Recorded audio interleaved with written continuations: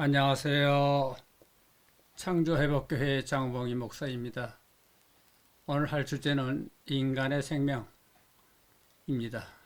성경 말씀은 마태복음 16장 24절에서 28절까지 봉독을 하겠습니다. 이에 예수께서 제자들에게 이르시되 누구든지 나를 따라오려거든 자기를 부인하고 자기 십자가를 지고 나를 따를 것이니라. 누구든지 제 목숨을 구원하고자 하면 잃을 것이요 누구든지 나를 위하여 제 목숨을 잃으면 찾으리라. 사람이 만일 온 천하를 얻고도 제 목숨을 잃으면 무엇이 유익하리요? 사람이 무엇을 주고 제 목숨과 바꾸겠느냐?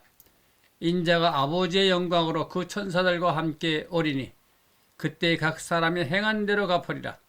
진실로 너희에게 이르노니 여기 서 있는 사람 중에 죽기 전에 인자가 그 왕권을 가지고 오는 것을 볼 자들도 있느니라. 장으로 본 성경맥은 16장이니까 10 플러스 6. 자기 십자가를 지고 나를 따를 것이니라. 이 세상 생명이란 자연에 속했고 자연의 지배를 받습니다.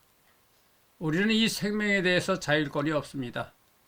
그저 사람들이 제 생명을 제 것인 양 어리석은 생각을 갖고 있는 것이지 생명의 권한은 자연이 가지고 있습니다. 말하자면 누구든지 내가 태어나고 싶어서 난 사람이 이 세상에 어디 있겠습니까? 내 의사와는 관계없이 내가 태어났습니다. 다음에 죽는 것도 마찬가지죠. 내가 죽는다고 해서 죽는 것이 아니죠. 아무리 살려고 애를 써도 시간이 가면 내 생명을 빼앗깁니다. 그런 거로 인간은 어떻게 생각하면 대단히 불쌍하고 어리석은 존재입니다. 인간으로서 생명의 자유가 없다는 것은 실제로 아무런 자유가 없다는 것입니다. 제일 중요한 것은 생명인데 생명의 자유가 없습니다. 시간이 오면 나는 죽음의 물로 끌려 들어갑니다. 인간은 죽지 않을 자유가 없습니다. 근데 사람들은 이것을 알려고 하지도 않습니다. 내가 늘 느끼는 것이지만 이 세상에 많은 사람들이 필요 없는 일에 시간을 보내고 있습니다. 좀 불편한 말이지만 우리들이 살아가는데 예술도 필요 없고 문학도 필요 없고 종교도 필요 없습니다. 이런 것들이 다 인간의 감각을 즐겁게 하는 정도이죠. 내가 훌륭한 미술품을 보고 아름답게 보았다거나 조화로운 음악 소리에 즐거움을 느꼈다거나 그와 같은 것들이 실제 내 존재에 무슨 영향을 주었습니까? 내 자유에 일조를 했습니까? 아니죠. 단지 보는 순간, 듣는 순간 잠깐 즐거움을 느낄 뿐입니다. 그러나 내 자유에도 어떤 도움도 주지 못합니다. 자유는 생명에 연결됩니다. 생명에 연결되지 않는 것은 자유가 될 수가 없습니다. 요즘 세상에는 우리들이 알아야 될 것이 많습니다. 우리 눈앞에 보이는 것이나 보이지 않는 것이나 어떻든 이 세상에서 우리가 알아야 되겠다. 몰라서는 안 되겠다. 왜냐하면 몰라서는 내 유익만 빼앗긴 것이 아니라 내 생명도 빼앗기고 내 운명도 빼앗기고 또 이 세상에서 되어가는 모든 것이 가만히 앉아서 보고만 있을 수 없는 상황이다. 그런데 인간은 생명의 자유가 없습니다. 그런 거로 내가 알고 싶어도 알 수 없고 배우고 싶어도 배울 수가 없습니다.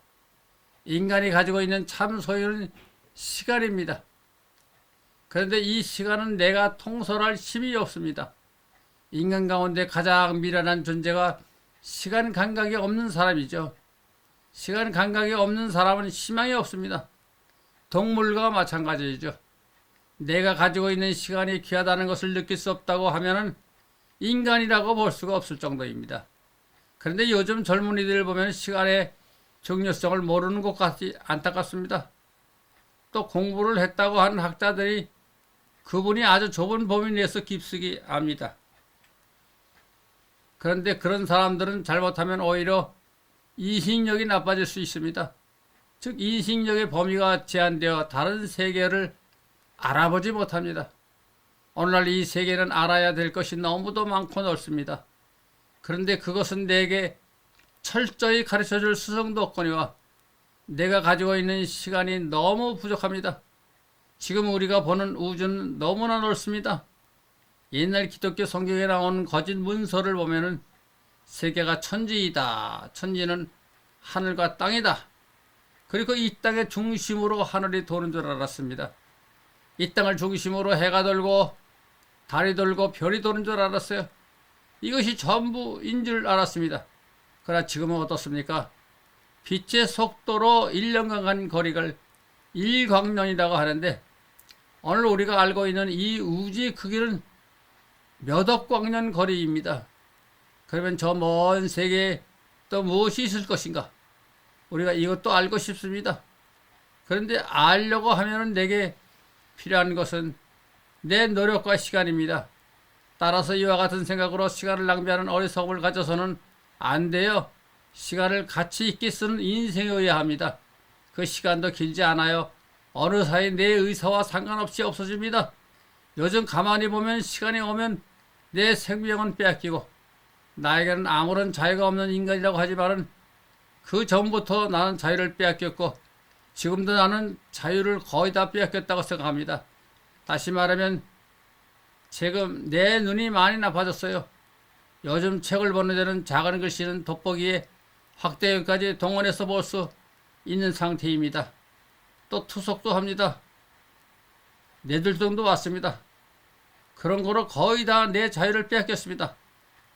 또 요사이 무엇을 기억하는 것보다 잊어버리는 것이 더 빠릅니다. 이것도 내가 원하는 것이 아니죠. 될 수만 있으면 눈이 좋은 상태로 있고 기억도 오래 지속되기를 바랍니다. 그런데 누가 빼앗아갔는지 모르게 다 빼앗아가 버리고 말았습니다. 누가 빼앗아갔는가? 자연이 다 빼앗아갔습니다. 그런 거로 인간은 이 세상에서 자유가 없습니다. 이것을 인식해야 합니다. 그리고 내 나름대로 조치를 취해야 합니다. 그것이 우리 인간들의 본연의 일입니다. 나는 무엇인가 가지고 있는 것처럼 착각하고 있다가 이 모든 것을 순간적으로 빼앗기는 그런 어리석은 존재가 되지 말아야 합니다. 내 생명은 내 존재란 말입니다. 인간들 가운데는 다음과 같은 생각을 가진 사람들이 있어요. 그런데 이 존재를 어떤 사람들은 나라를 위해서 동족을 위해서 생명을 바칩니다. 또한 어떤 인간은 친구를 위해서 자녀들을 위해서 생명을 내렸습니다. 이와 같이 사람 가운데는 이런 의리의 힘 밑에서 가장 귀하다고 생각되는 이런 생명을 바칩니다. 또 경우에 따라서는 어떤 일을 위해서 혹은 어떤 학문을 위해서 자기의 생명을 용감하게 바치는 사람도 있어요. 이제 오늘 예수께서 하신 말씀이 무엇인가? 나를 위해 십자가를 진다는 말은 생명을 바친다는 뜻입니다. 십자가는 사형틀이죠. 그런데 나를 위해서 십자가를 진 사람이 무엇인가? 위에서 이야기했듯이 나라를, 민족을, 친구를, 가족을 위해서 생명을 바치는 사람이 있듯이 예수께서 여기서 나를 위해서 십자가를 진 사람에게 무엇을 주는가? 즉 나를 위해 생명을 바치는 사람에게 무엇을 주겠다고 했는가? 생명을 주겠다고 했습니다. 생명을 주겠다는 말은 내 존재를 보증한다는 뜻이죠. 그 말은 내게 자유를 주겠다는 말입니다. 이제 나라를 위해서, 민족을 위해서, 사랑하는 친구를 위해서 생명을 바치는 것도 물론 예수께서 좋게 여겼을 것입니다. 그러나 예수가 그 중에서도 나를 위해서 십자가를 지는 사람, 나를 위해서 자기의 목숨을 바치는 사람에게는 생명을 주겠노라 했습니다. 여기서 예수가 생명을 주겠다는 것은 나를 위해서 죽은 그 대가로, 그 값으로 생명을 주겠다는 것이 아니죠. 그러면 무엇입니까? 예수를 위해 생명을 바친다 하는 것은 예수 자체를 아는 것입니다. 또 예수를 귀하게 여기며 존중하며 그 가치를 안다는 것이죠. 예수를 인식하는 것이죠. 예수에게 떡을 얻어먹고 예수로부터 병고침을 받고 그래서 감사해서가 아니고 예수를 인식하고 예수를 알아서 그를 위해 내 생명을 바친다는 것입니다. 그 존재가 너무 아름답고 귀해서 내 영생을 준다. 나를 위해서 생명을 바치겠다 하므로 그 값으로 몇 푼어치의 은혜를 생명을 준다는 의미가 아니고 나를 위해 생명을 바치겠다고 하는 그 존재가 귀해서 생명을 준다는 말입니다. 즉 나를 인식하고 나를 알고 나를 깨닫고 나를 느낀 자, 이 귀한 존재를 위해서 인간으로 아무 자유도 없는 존재이지만은 내게 자유를 준다. 즉 생명을 준다. 요한복음 8장에서 예수께서 나는 진리라고 했고 진리는 자유를 준다고 했습니다.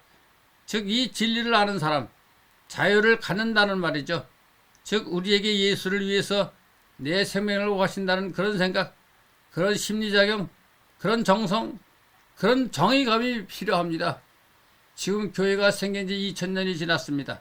수많은 학자들이 나왔고 엄청난 문헌을 남겼습니다.